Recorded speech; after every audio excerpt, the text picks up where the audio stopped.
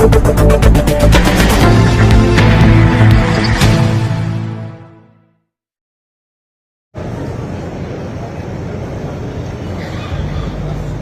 Of media के मराठवाड़ा अधिवेशन के मौके पे उपस्थित लोकसभा में मेरे सहयोगी प्रीतमताई मुंडे, जिस शख्स ने इतने बड़े काम को अंजाम दिया कि देश भर के पत्रकारों को एक प्लेटफॉर्म के ऊपर लेकर आना, तो मेरे भाई संदीप काड़े साहब, यहां पर मौजूद दो नौजवान पत्रकार जिनके साथ मैंने पत्रकारिता की शुरुआत की थी मंदार खंड से, आज से कई साल पहले G24 दास के अंदर हम लोग दोनों साथ में पत्रकार बन के काम करते थे। मंदार उस वक्त मेरा बॉस था और बहुत ज्यादा बॉसिंग करता था। एक और नौजवान साथी विलास बड़े, मुझे मालूम नहीं है कि मोदी जी ने एक नारा दिया है कि देश के अच्छे दिन आने वाले हैं, लेकिन ऐसे नौजवानों को जब मैं देखता हूं, मंदार खंड से और विलास बड़े जैसे पत्रकारों को देखता हूं, तो यकीनन देश के और पत्रकारिता के अच्छे दिन आए हैं इन लोगों की वजह से। इस प्रोग्राम के अंदर मौजूद जनाब मुफ्ती हारून नकवी साहब, जो राष्ट्रीय अध्यक्ष है उर्दू मीडिया के, साथ ही साथ यहाँ पर अनिल मस्के साहब, दिव्या पाटिल मैडम और बहुत सारे पत्रकार जिनके नाम यहाँ पर लिखे गए हैं, लेकिन मैं सबका नाम ना लिखे हुए सिर्फ इतना कहना चाहता हूं कि अभी अभी प्रीतमताई ने कहा कि वो जल्दी इस वजह से नहीं आ सकी कि आज मन की बात उन्हें सुनना था।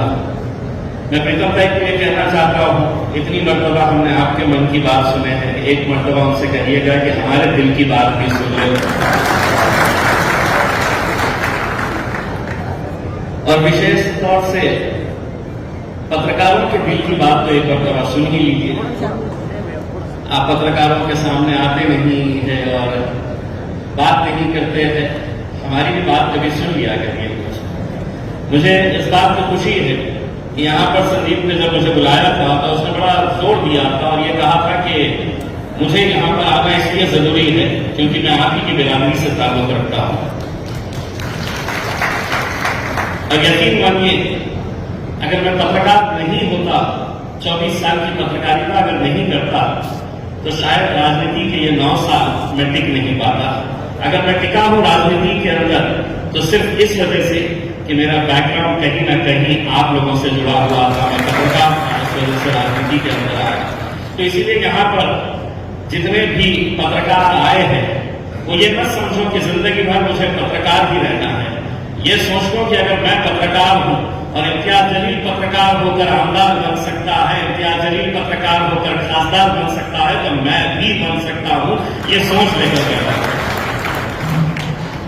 क्योंकि अगर हिम्मत है, हौसला है, आज के जिस दौर के अंदर हम गुजर रहे हैं वो आप अच्छी तरीके से समझ सकते हैं कि किस दौर से हम गुजर रहे हैं और उस दौर के अंदर पत्रकारों का रोल क्या होना चाहिए, पत्रकारों को किस तरीके से काम करने की आज वक्त की जरूरत है। मैं पिछले हफ्ते लोकमत के Maharashtrian year of the year award के अंदर मौजूद था, जिसके अंदर राज ठाकरे साहब का जब इंटरव्यू लिया जा रहा था, पत्रकारों के बारे में उनसे पूछा गया था, तो मैं राज साहब के बहुत सारे बातों से मेरे मतभेद रहते हैं। ये लोकतंत्र की खूबसूरती है कि आप मेरी बहुत सारी बातों से इत्तेफाक नहीं रखते, मतभेद रहते हैं, यही इस देश की खूबसूरती है। लेकिन उस दिन राज साहब ने जो बात कही पत्रकारों के बारे में, मैं भी पूरी तरीके से उस बात से सहमत हूं।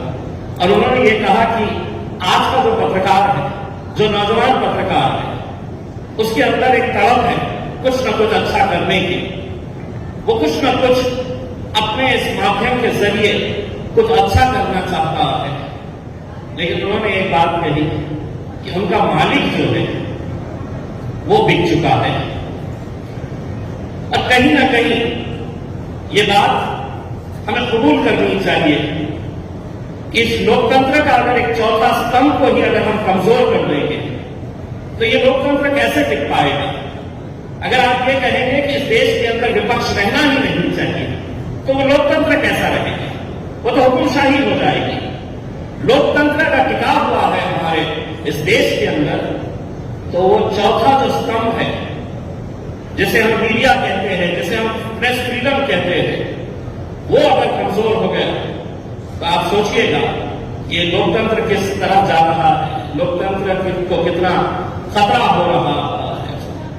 इसीलिए आज जब वॉइस ऑफ मीडिया जैसे एक ऑर्गेनाइजेशन अपने तौर के ऊपर खड़े रहता है, एक दूसरे को ताकत देने का काम कर रहा है, मैं नहीं समझता हूं कि संदीप साहब आपने देश भर के पत्रकारों को एक साथ जमा किए हैं, तो आपका मकसद ये नहीं है कि आप उन्हें एक इंश्योरेंस कार्ड दे रहे हैं, वो भी बहुत जरूरी है, आप उनके बच्चों को स्कूल बैग दे रहे हैं, लेकिन सबसे बड़ा काम आप इस संगठन के जरिए जो कर रहे हैं कि अगर कोई पत्रकार के साथ नाइंसाफी होती है तो उसको ताकत देने का काम ये संगठन कर रहा है, और वो बहुत जरूरी है। वरना हो क्या रहा है, आज कोई भी कंफर्म एम्प्लॉय बनकर काम नहीं कर रहा है, सब कॉन्ट्रैक्ट बेसिस के ऊपर काम कर रहे हैं। उसका नतीजा क्या हो रहा है कि मालिक को अगर आपकी स्टोरी पसंद नहीं आई तो वो दूसरे दिन कहेगा कि कल से तुझे आने की जरूरत नहीं है। वो कहीं पर भी जा नहीं सकता क्योंकि कॉन्ट्रैक्ट के ऊपर है। तो कॉन्ट्रैक्ट के ऊपर कैसी नाइंसाफियां हो रही हैं या आप अच्छी तरीके से समझ सकते हैं। तो ऐसे मौके के ऊपर, ऐसे वक्त के अंदर वॉइस ऑफ मीडिया जैसे संगठन एक साथ मिलकर अगर आ रही है और ये कह रही है कि तुम्हारी दुख के अंदर मैं खड़े रहूंगा, तुम्हारी तकलीफ के साथ मैं खड़े रहूंगा, तुम्हारे साथ नाइंसाफी हो रही है तो मैं तुम्हारे लिए लड़ूंगा, ये भावना के साथ अगर इतने सारे पत्रकार यहां पर इकट्ठा होते हैं तो सिर्फ ऐसे ही इकट्ठा नहीं हुए हैं, उन्हें ये मालूम है कि इस संगठन के जरिए कुछ न कुछ अच्छा काम हो रहा है, इसीलिए आज यहां पर आए हैं। दोस्तों, आज के दौर में सच बोलने की बहुत जरूरत है और आपको ये मंत्र हमेशा जपते रहना है। अगर पत्रकार अगर अपने रास्ते से भटक गया तो क्या उसका नतीजा हो रहा है? आज कोई भी बड़े दुर्भाग्य के साथ ये कहना पड़ रहा है, ये सच्चाई है। उसी इंटरव्यू के अंदर राज ठाकरे साहब ने यह भी कहा था कि एक आखिरी जो पिलर था बचा हुआ, एक आखिरी जो पत्रकारिता की एक अच्छी एक इंस्टीट्यूशन बची हुई थी एनडीटीवी के रूप में, उसे भी अडानी साहब खरीद लेकर गए। अगर इतने बड़े बड़े संस्थाओं को, अगर इतने बड़े बड़े मीडिया हाउसेस को अगर आज कॉर्पोरेट खरीद रहा है तो क्या आप समझते हैं ये ईमानदारी से पत्रकारिता कर पाएंगे? कहीं ना कहीं इन्हें अपने मालिकों को खुश करने का है, कहीं ना कहीं इन्हें अपना जो कमर्शियल इंटरेस्ट है उसे प्रमोट करना है। इसी वजह से आज सबसे पहला काम जो किया गया वो ये किया गया कि मीडिया को हम कैसे अपने हाथ में ले सकते हैं, और ये काम सरकार या तो खुद कर रही है या उनके जरिए जितने भी कॉर्पोरेट इंटरेस्ट रखने वाले लोग हैं वो कर रहे हैं। हम तो ये कहते हैं कि अडानी के पास इतना पैसा है कि हम अंदाजा नहीं लगा सकते। क्यों तुम अपना एक मीडिया हाउस खुद नहीं शुरू करते हैं? तुम क्यों दुकान लगा के बैठे हुए हैं और ये कह रहे हैं कि मैं हर एक की कीमत रखता हूं, मैं हर एक को खरीदने की ताकत रखता हूं, और वही किया जा रहा है कि पैसा फेंको इसे खरीद लो, पैसा फेंको इसे खरीद लो। आज पूरे मीडिया के मेन हाउसेस जो थे वो कहीं ना कहीं किसी न किसी कॉर्पोरेट के हाथ में चले गए। लेकिन इसका मतलब ये नहीं है कि हर इंसान बिक चुका है। मैं आज भी ये दावे के साथ कहता हूं कि मैंने जिस मंदार खनसे को आज से 25 साल पहले देखा था, उसकी जो ईमानदारी 25 साल पहले थी, 25 साल बाद भी मंदार खनसे ईमानदार है, मैं दावे के साथ कह सकता हूं। लेकिन मालिक का अगर बिक चुका है तो हम क्या करें? नौकरी तो हम सबको बचानी है। कहीं ना कहीं हमें इस बात की ये सोच सताती है कि कल मेरा क्या होगा। पहले 20, 25, 30 साल पहले अगर किसी को पत्रकार बनना होता था तो वो किसी अखबार के साथ जुड़ता था। फिर उसके बाद दौर आया इलेक्ट्रॉनिक मीडिया का, तो इलेक्ट्रॉनिक मीडिया के अंदर वो चले गया। लेकिन आज अगर आप पत्रकारिता करना चाहते हैं तो आपकी एक इंडिपेंडेंट वॉइस भी हो सकती है सोशल मीडिया के जरिए, क्योंकि सोशल मीडिया आज जिस तरीके से मजबूत हुआ है, अगर आप देखेंगे द प्रिंट, ये जो ऑर्गेनाइजेशंस सामने आए हैं, इतनी दिक्कतों के साथ ये कैसे आगे बढ़ रहे हैं, कहीं ना कहीं ये ईमानदारी के साथ पत्रकारिता कर रहे हैं। लोगों को भी ये हो चुका है कि हर रोज में कब तक टीवी चैनल के ऊपर एक दूसरे के बीच में दरारें पैदा करने के डिस्कशंस में सुनते रहो, समाज के अंदर मतभेद पैदा करने के, किसी ने कुछ तो भी फालतू बयान दे दिया और उसके ऊपर आधा घंटा एक घंटा चर्चा हो रही है। मैं बड़े साहब में बताता हूं, मैं आपको ये बता दूं, मैंने 24 साल पत्रकारिता की, 12 साल में लोकमत के साथ था और 12 साल में एनडीटीवी के साथ था। मुझे आज भी याद है कि मुझे एनडीटीवी से एक असाइनमेंट दिया गया था कि जब प्याज की कीमतें 100 रुपये तक पहुंच चुकी थी, तो उस वक्त मुझे एक असाइनमेंट एनडीटीवी ने दिया था कि एक प्याज का किसान, एक आलू का किसान जो है, वो फसल लगाता है और फसल लगाने के बाद वो प्याज जब आ जाती है उसको वो मार्केट में ले जाता है, पुणे के मार्केट यार्ड में। वहां पे कौन सा व्यापारी खरीदता है, कितने में खरीदता है, फिर छोटा व्यापारी उसे खरीदता है और वो कितने में खरीदता है, और आखिर में जाकर घर तक प्याज पहुंचती है तो उसकी कीमत क्या होती है करके। एक स्टोरी कितनी देर की थी? तो महज 4 मिनट की स्टोरी थी।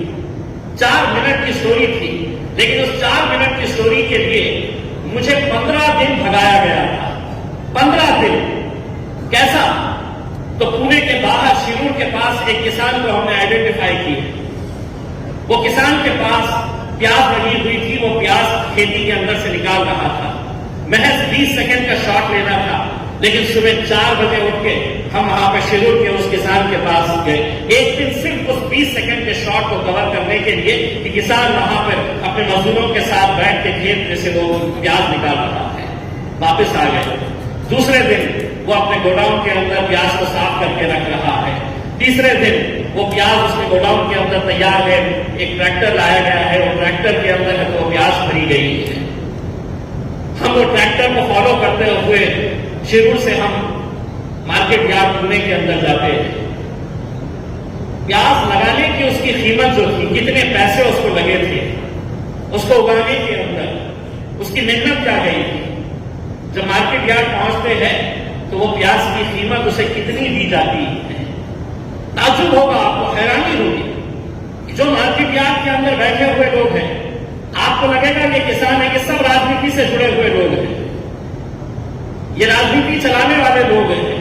उस गरीब किसान को कितना पैसा दिया गया, धन्ना सेठ ने वहां पर व्यापारी ने कितने में वो प्याज खरीदा, फिर छोटे व्यापारी को कितने में दिया, और घर पहुंचते पहुंचते वो प्याज की कीमत क्या हो गई। आज के दौर के अंदर बताइए कौन सा ऐसा चैनल है, कौन सा ऐसा अखबार है जो प्याज की कीमतों के ऊपर कोई अच्छी स्टोरी कर रहा है। आज किसान अगर मर रहा है तो आप बताइए कितने सारे अखबार हैं, कितने सारे टीवी चैनल हैं, क्या उसकी खबर बन के आती है? नहीं बनकर आती है। अगर एक किसान आत्महत्या कर रहा है, और ये हमारे सबके लिए बहुत ही दुर्भाग्य की बात होनी चाहिए, किसानों के बारे में हम बातें बहुत बड़ी बड़ी करेंगे, लेकिन महाराष्ट्र देश का वो राज्य है जहां पर सबसे ज्यादा अगर आत्महत्याएं किसानों की होती है तो वो इस महाराष्ट्र के अंदर होती है। ये कहीं ना कहीं हम सबको इसके बारे में सवाल उठाने की जरूरत है। मैं लोकसभा का सदस्य चुनने के बाद मला माहित आहे अनेक लोकांना हे प्रश्न पडला असेल 2019 मध्ये। अनेक पत्रकारांनी आपल्यामध्ये चर्चा करताना हे सांगितलं असेल, एकदा आमदार झाला तर त्याला खासदार व्हायचं आहे, शक्य आहे का?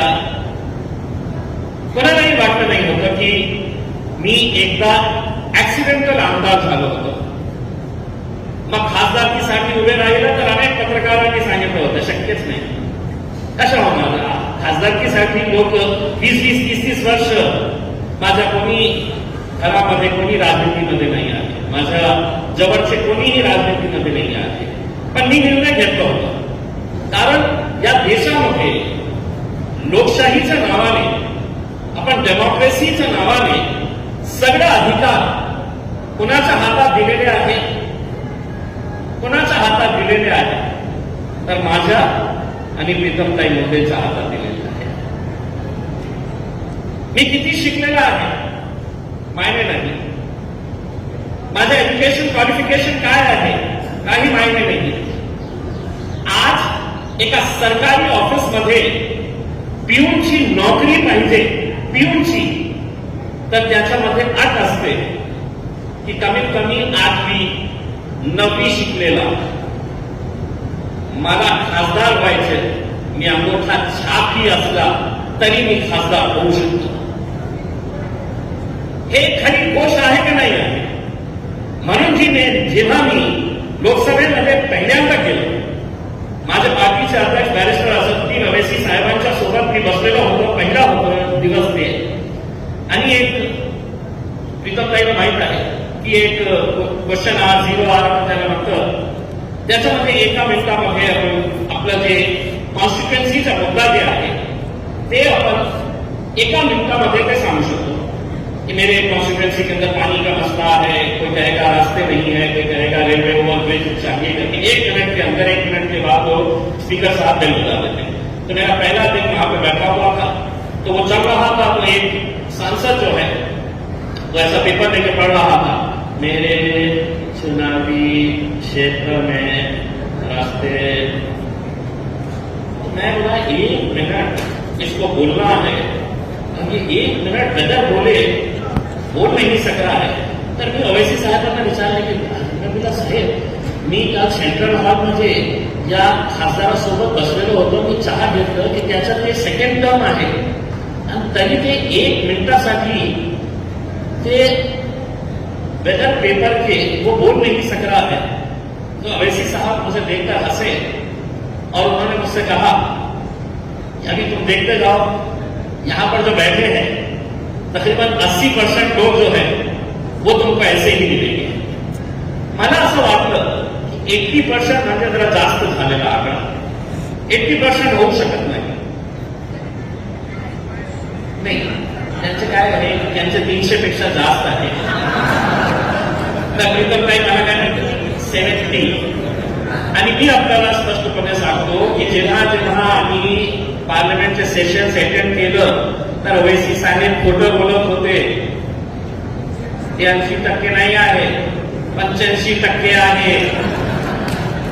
पण हे नाही आहे की कोणत्या पार्टीचे, ते मी बोलत नाही कोणत्या पार्टीचे, पण हे खरी गोष्ट आहे. आज 10 ते 15% 15% जे मेंबर्स ऑफ पार्लमेंट आहे ते हाऊस रन करत आहे. आणि त्याच्यामध्ये स्पष्टपणे बोलणार राजनैतिक मतभेद काही असू द्या, जेव्हा मी हिना गावितला बघतो, जेव्हा मी आपले एकनाथ शिंदे साहेबांचा श्रीकांत शिंदेला बघतो, विखे पाटील साहेबांच्या मुलाला बघतो, सुजय विखेला आणि प्रीतम मुंडेला बघतो, तर मोदी साहेबांचा पुन्हा ते वाक्य मला आठवतं कि देश के दिन अच्छे आने वाले हैं, कब आने वाले हैं पता नहीं है, लेकिन इन्हें देखकर मैं यकीन के साथ कहता हूं कि देश के अच्छे दिन इन लोगों की वजह से आने वाले हैं, क्योंकि ये नौजवान हैं और बोलने की इनके अंदर तड़प है. आज आप लोग देखते होंगे मैं किस तरह से डरता हूं. मैं डरता नहीं हूं इसलिए कि मुझे राजनीति के अंदर जिंदगी भर रहना है, ऐसा नहीं है.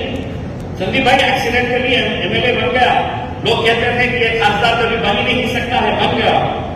अब मुझे जब आपने इन्विटेशन दिया और आपने कहा कि मुझे आना है इस कार्यक्रम के अंदर, क्योंकि मैं सिर्फ एक खासदार नहीं हूं बल्कि एक पुराना पत्रकार भी हूं, तो मैं आपको इसलिए नहीं बोल सका कि अगर 2024 में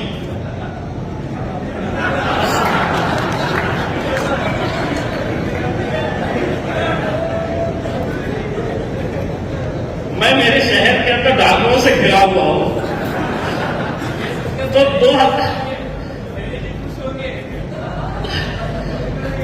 2024 में अगर कुछ उलटफेर हो गया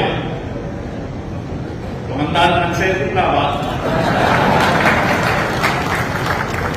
है चान्स, आणि तेही चान्स माझा संपलेला आहे. मी कुठला सो कॉल्ड सेक्युलर पार्टीमध्ये काम केलं असतं तर बहुतेक ते एक्सेप्टही केलं असतं. मी पुन्हा त्यांच्याकडे बाबा का होता तो ज्यादा बंद रहा। दोस्तों, आज बहुत जरूरी है कि हम सच के लिए लड़ते रहें, कितनी भी कठिनाइयां आ जाए, कितनी भी तकलीफें आ जाए।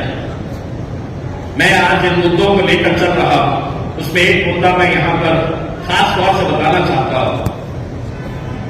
मैं जब चुनकर आया और यहां पर प्रीतम बैठी हुई है, मैंने एक मुद्दे को उठाया। मैं इस राज्य के अंदर मैं किसी का पुतला बने, मैं उसके हाथ में नहीं हूं। किसी का स्मारक बने, मैं उसके हाथ में नहीं हूं। और मैं जमकर विरोध किया जब औरंगाबाद में उस वक्त इस महाराष्ट्र राज्य के,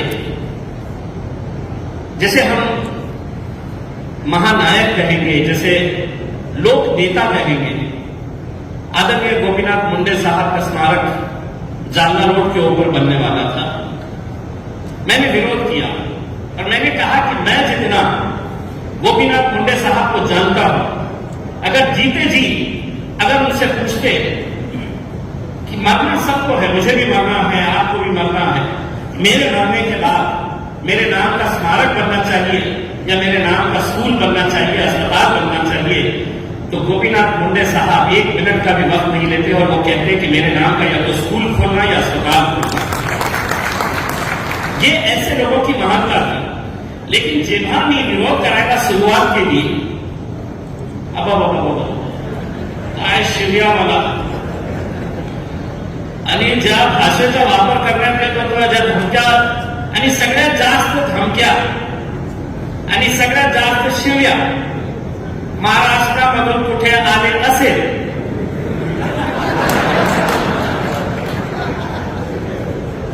इतकं शिव्या अंबेजोगाई पडली, तरी सुद्धा मी माझा जे निर्णय होता त्याच्यामध्ये काही बदल केले नाही. मी कोर्टात गेलो, एक PIL फाईल केलं की माझ्या शहराला, माझ्या जिल्ह्याला एक हॉस्पिटल पाहिजे. आज मला अभिमान आहे की तिथे 400 बेडचे हॉस्पिटलचं काम आज तिथे सुरू आहे. त्याच जागेवर तिथे आपण स्मारक बांधणार होते. आणि मी, राजनीती काही असू द्या, मी सरकारला पत्र पाठवलेले आहे. मी जेव्हा उद्धव ठाकरे साहेब मुख्यमंत्री होते त्यांना पत्र पाठवले आणि हे एकनाथ शिंदे साहेब आणि देवेंद्र फडणवीस साहेबांनाही मी पत्र पाठवलेलं आहे की आता ज्या ठिकाणी स्मारक होणार होतो तिथे एक हॉस्पिटल सुरू होत आहे, त्या हॉस्पिटलचं नाव आदरणीय गोपीनाथ मुंडे साहेबांच्या नावाने ठेवायला पाहिजे. मी पत्र लिहून, राजनीतीमध्ये ऐसा है कि जैसी पत्र लिखा तो लोगों ने बोले तुम्ही बीजेपीचे होते ना, मी म्हटलं नाही, ते लोक नेते होते आणि सर्वांचे नेते होते. आज ज्या घाणेरडी राजनीती आपण बघत आहे या राज्यामध्ये, हे महाराष्ट्राची संस्कृती नाही होती, कधीही नाही होती. आज गोपीनाथ मुंडे साहेबांचा, विलासराव देशमुखांचा साहेबांचा किंवा मनोहर जोशी साहेबांचा, त्यांच्या काळात राजनैतिक मतभेद काही असू द्या, पण कोणीही एकमेकांना अरेवारीच्या भाषामध्ये बोलत नाही होते. आज टीव्हीवर आपण काय भाषेचा वापर करत आहे, कुठे चाललेला आहे. राजनीतीमध्ये इतक्या खालच्या पातळीवर जाणं म्हणजे हे महाराष्ट्राची संस्कृती कधी नाही होती, पण आपण दररोज हे बघत आहे. मैंने एक PIL ये फाइल किया था, दूसरा PIL मैंने फाइल किया जब मैंने बहुत लेवल के ऊपर लड़ा, तो मैंने ये कहा कि कोरोना के पीरियड के अंदर जितने सारे लोग मरे हैं वो सिर्फ कोरोना के वायरस की वजह से नहीं मरे हैं. हमारे पास अस्पताल थे तो डॉक्टर्स नहीं, डॉक्टर्स थे तो नर्सेस नहीं, नर्सेस थे तो इक्विपमेंट्स नहीं. और फिर हम बड़ी बड़ी बातें कर रहे थे कि हमने कितनी बड़ी सुविधाएं दिए हैं करके.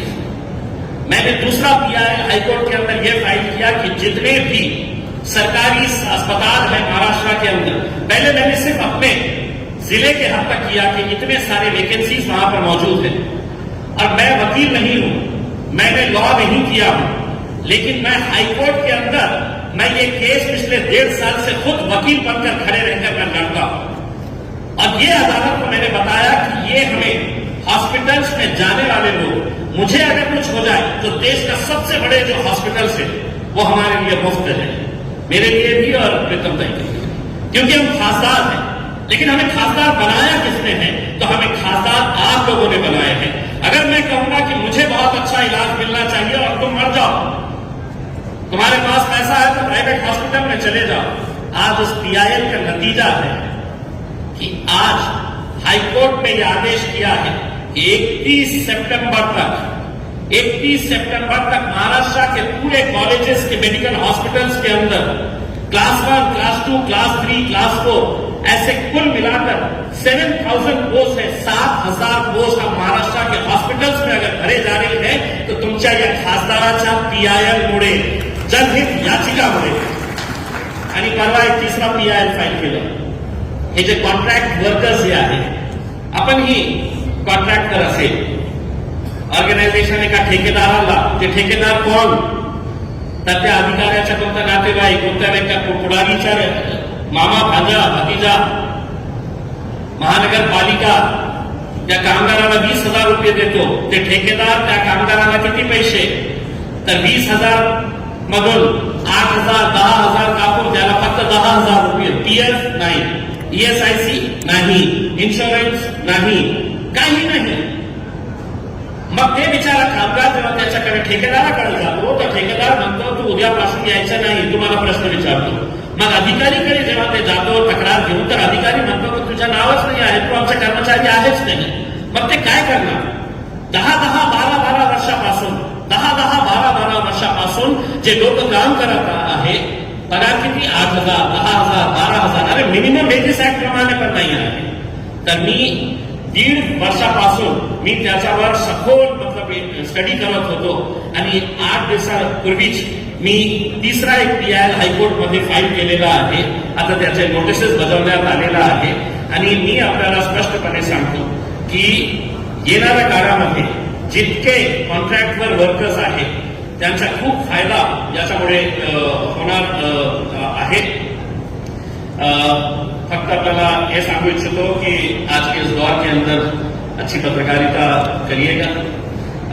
पत्रकारों की वैसे भरमार हो चुकी है, बहुत पत्रकार हो चुके हैं और एक नया दौर भी आ गया है यूट्यूब वाले पत्रकार जो सिर्फ मोबाइल लेके जो चल रहे हैं। मेरे शहर में मुझसे इतनी मोहब्बत करते हैं, कहीं पर एक्सीडेंट हो गया तो सीधा जाके पूछे क्या जगह रात में क्या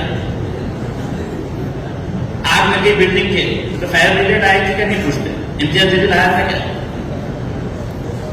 तर पत्रकारिता करिए, हर एक इंसान को करने का अधिकार है, लेकिन ईमानदारी से अगर पत्रकारिता करेंगे आप तो यकीन मानिए रात में नींद बहुत अच्छी आएगी।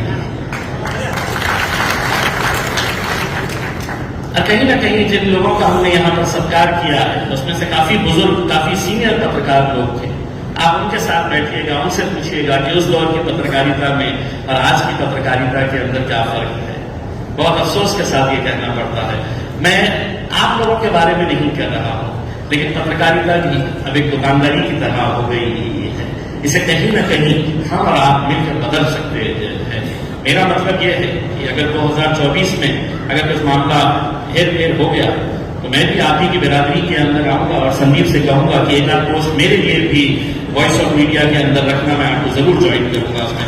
मैं आप तमाम लोगों को बहुत बहुत शुभकामनाएं देता हूं और खासतौर से संदीप को और उनके पूरी टीम को जिन्होंने इतने सारे पत्रकारों को यहाँ पर जमा किया है, मुझे बुलाया है, बहुत बहुत धन्यवाद। Thank you very much.